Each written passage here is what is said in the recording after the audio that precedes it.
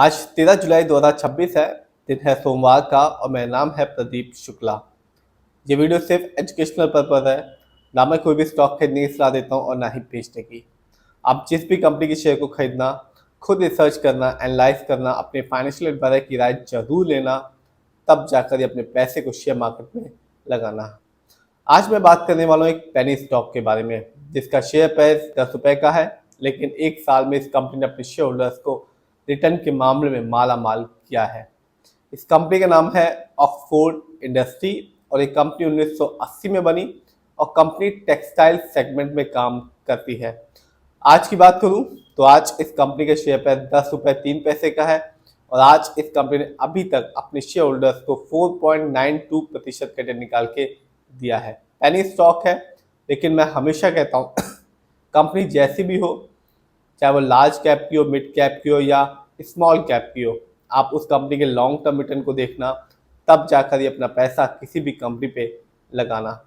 यदि बात की जाए इस कंपनी की, तो एक साल में इस कंपनी ने अपने शेयर होल्डर्स को बिल्कुल भी मायूस नहीं किया है। एक साल में इस कंपनी ने अपने शेयर होल्डर्स को 1237% का रिटर्न निकाल के दिया है। 1237% का रिटर्न निकाल के दिया एक साल में। यानी आज से ठीक एक साल पहले इस कंपनी के शेयर पर 85 पैसे का था, जो आज के दिन 10 रुपये 3 पैसे का है। तो इससे भी एक साल पहले इस कंपनी को चुना होगा, शेयर की एक अच्छी खासी क्वांटिटी ली होगी और एक साल तक वेट किया होगा, उसे इस कंपनी ने माला माल किया है, क्योंकि 1 रुपये से भी कम पैसे का था एक साल पहले और आज के दिन है 10 रुपये 3 पैसे का। पेनी स्टॉक है और पेनी स्टॉक ऐसा ही कमाल करते हैं, चलते हैं तो बहुत ज़्यादा रिटर्न दे देते हैं, नहीं चलते हैं तो आपका जो पैसा होता है वो डूब जाता है। देखते हैं इस कंपनी के स्टॉक के परफॉर्मेंस को। तो आप देख सकते हैं एक साल में इस कंपनी जो हाईएस्ट शेयर प्राइस गया वो गया 24 रुपीज़ 54 पैसे का, जबकि एक साल में इस कंपनी का लोएस्ट शेयर प्राइस आया 75 पैसे का। देखते हैं इस कंपनी के फंडामेंटल्स को। तो जो कंपनी का मार्केट कैप है वो है 5.68 करोड़ का। ये कंपनी स्मॉल कैप की है क्योंकि मार्केट कैप 5,000 करोड़ के नीचे का है। ऐसी कंपनियां शेयर होल्डर्स को करोड़पति बनाती हैं और ऐसी कंपनियों में जोखिम और रिस्क बहुत ज़्यादा होता है।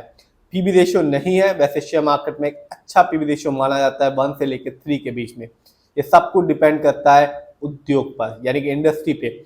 यदि 1 से कम है पीबी रेशियो तो कंपनी का जो शेयर है वो सस्ता हो सकता है, लेकिन कंपनी की जो स्थिति है वो खराब हो सकती है। इस कंपनी का इंडस्ट्री पी है 56.77 का।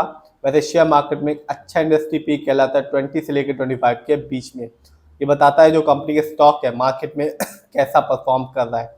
क्या वो बहुत ज़्यादा महंगा तो नहीं हो गया शेयर मार्केट में, क्या बहुत ज़्यादा सस्ता तो नहीं हो गया कंपनी का शेयर मार्केट में। डेब्ट टू इक्विटी नहीं है, यानी कि इस कंपनी पर कोई भी लोन कर्ज नहीं है। आरओई यानी कि रिटर्न ऑन इक्विटी, यानी कि कंपनी ने आपके पैसे को प्रोजेक्ट्स में लगाकर कितना कमाया। रिटर्न ऑन इक्विटी है -44.02% का, बहुत ही बेकार है क्योंकि शेयर मार्केट में एक अच्छा आरओई कहलाता है 15% से लेके 20% के बीच में। ये बताता है कंपनी कैसे आपके पैसे को इस्तेमाल कर रही है। यदि कंपनी का आरओई हाई होता है या पॉजिटिव होता है तो साफ बताएगा कंपनी आपके पैसे को सही से इस्तेमाल कर रही है, इससे आगे चल के फ्यूचर में कंपनी आपको एक अच्छा खासा रिटर्न दे पाएगी।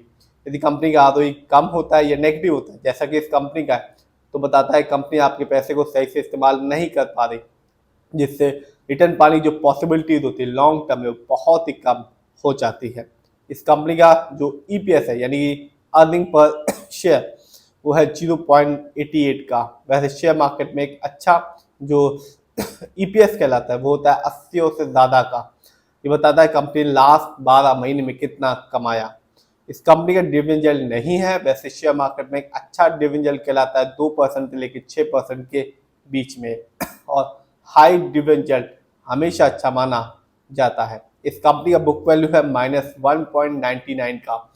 बुक वैल्यू से मतलब होता है कि कंपनी यदि अपनी सारी संपत्ति यानी कि एसेट को बेच दे, अपनी लायबिलिटी को पे कर दे, उसके बाद जो अमाउंट बचता है वो अमाउंट प्रति व्यक्ति जो शेयर्स होते हैं, शेयर होल्डर्स होते हैं, उनके अकाउंट में कितना जाएगा, यानी कि जो पैसा बचेगा उसके बाद सभी शेयर होल्डर्स में डिवाइड होगा और उसके बाद कितना पैसा एक एक शेयर होल्डर्स के पास जाएगा। बढ़ता हुआ बुक वैल्यू हमेशा अच्छा माना जाता है। इस कंपनी का फेस वैल्यू है 10। वैसे शेयर मार्केट में फेस वैल्यू का जो कंपनी की ग्रोथ से कोई भी लेना देना नहीं होता है। जानते हैं इस कंपनी की फाइनेंशियल कंडीशन को। तो मार्च क्वार्टर में इस कंपनी का रेवेन्यू था 0 और ईयरली देखूं तो 2025 में इस कंपनी का ईयरली रेवेन्यू था 2 करोड़ का। प्रॉफिट मार्च क्वार्टर में इस कंपनी का प्रॉफिट था 0, जबकि 2025 में इस कंपनी का ईयरली प्रॉफिट था -1 करोड़ का। तो कंपनी का फाइनेंशियल बहुत ही बेकार है। जानते हैं और देखते हैं इस कंपनी के फाइनेंशियल कंडीशन को। तो मार्च क्वार्टर में इस कंपनी का रेवेन्यू था 56.11% का, जबकि प्रमोटर यानी कि इस कंपनी के ओनर्स जिनका पैसा इस कंपनी में लगा हुआ है 43.70% का, जबकि डीआईआई जिनका पैसा इस कंपनी में लगा हुआ है 0.15% का। डीआईआई का मतलब होता है जो देश के बैंक होते हैं, फाइनेंशियल कंपनियां होती हैं, इंश्योरेंस कंपनियां होती है, वो अपना पैसा इन कंपनियों पे लगाती हैं। म्यूचुअल फंड का पैसा लगा हुआ है 0.04% का। तो रिटेलर्स की होल्डिंग सबसे ज़्यादा है। इस कंपनी का फाइनेंशियल बहुत ही वीक है, फंडामेंटल भी वीक है। अच्छी बात यह है कि 10 रुपए से नीचे का है। लॉन्ग टर्म में एक साल में इस कंपनी ने अपने शेयर होल्डर्स को माला माल किया है। फिर भी इस कंपनी का फंडामेंटल वीक है और फाइनेंशियल भी वीक है। फिर भी आप जिसमें पैसा लगाना, खुद रिसर्च करना, एनालाइज करना, अपने फाइनेंशियल एडवाइजर की राय जरूर लेना, तब जाकर ये अपने पैसे को शेयर मार्केट में लगाना।